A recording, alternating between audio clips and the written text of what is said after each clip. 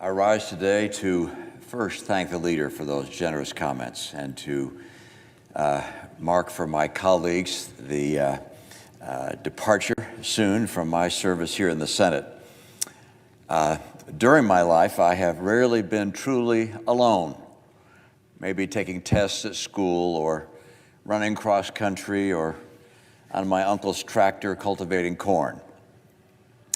But I'm impressed with people who've achieved great things largely on their own.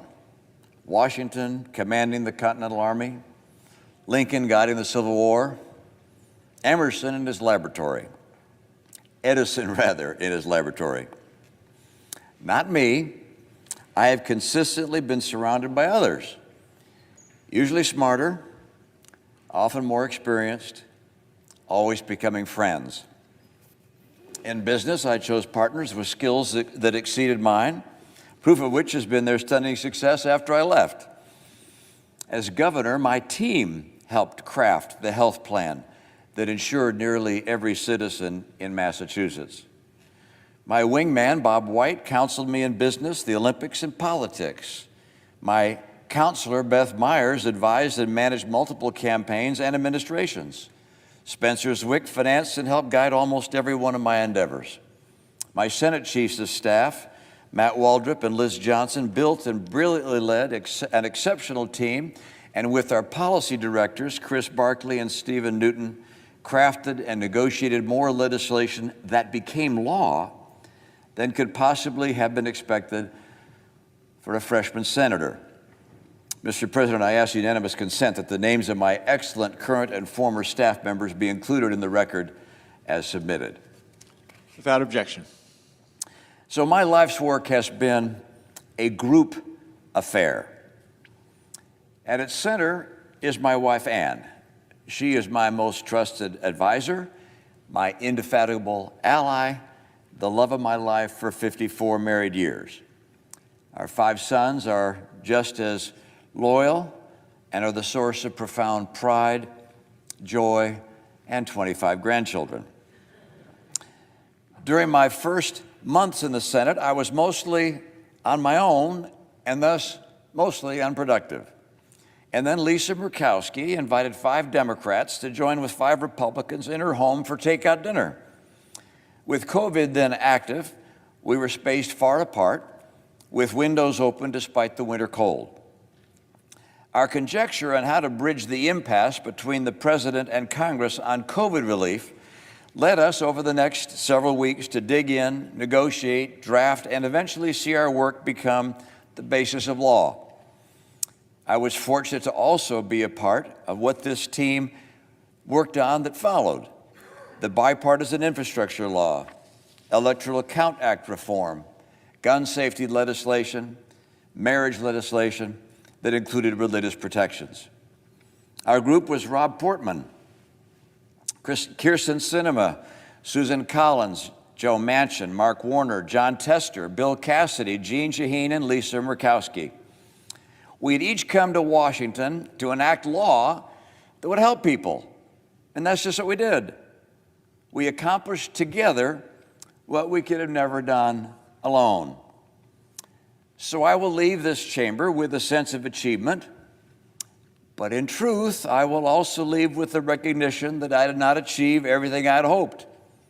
Among other things, the scourge of partisan politics has frustrated repeated efforts to stabilize our national debt.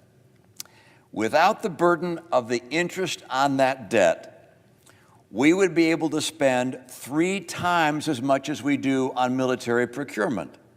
3 times as many aircraft, 3 times as many ships, 3 times as many drones, spacecraft, cyber defenses. Or alternatively, we could spend double the amount we spend on Social Security benefits every month. Our national credit card is almost maxed out, and America risks becoming debt poor. Now, my biggest surprise in the Senate has been how much I enjoy the other senators on both sides of the aisle.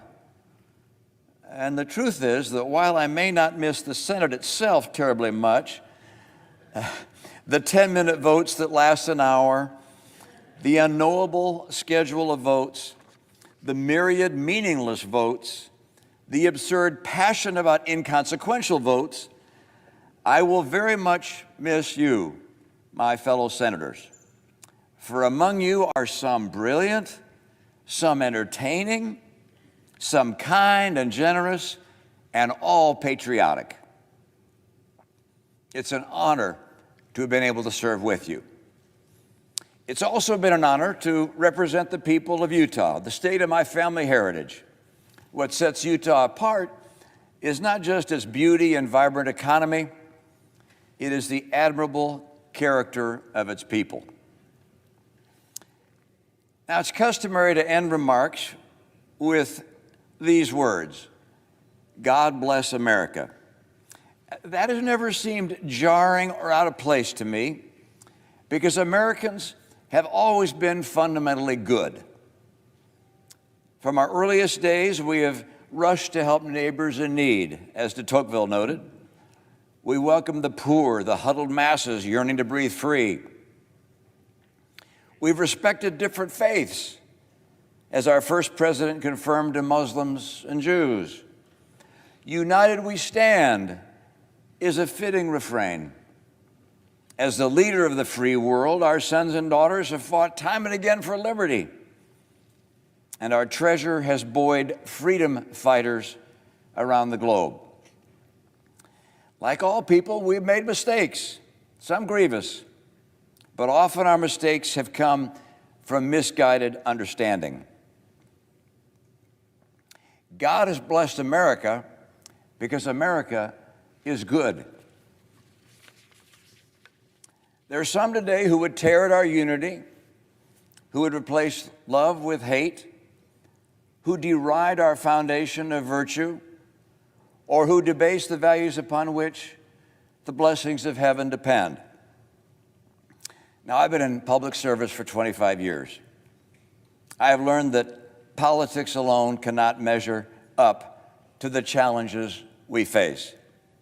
A country's character is a reflection not just of its elected officials, but also of its people. I leave Washington to return to be one among them and hope to be a voice of unity and virtue. For it is only if the American people merit his benevolence that God will continue to bless America. May he do so is my prayer.